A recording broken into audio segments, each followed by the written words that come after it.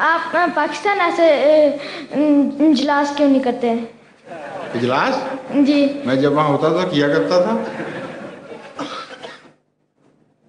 اب تو میں وہاں جا نہیں سکتا، ٹیلی ویژن کے ذریعے جا رہا ہوں اب میں. اس طرح نہیں جا سکتا. میں وہاں جاؤں تو میں یہ اعلان نہیں کر سکتا کہ میں مسلمان ہوں، اور وہ خلیفہ کیسا ہوگا جو اپنے مسلمان ہونے کا اعلان نہیں کر سکتا. اور اگر میں کروں اور 3 سال کے لیے وہ مجھے جماعت سے کاٹ دیں تو تم لوگوں کا پیچھے کیا بنے گا پھر؟ سمجھے ہو؟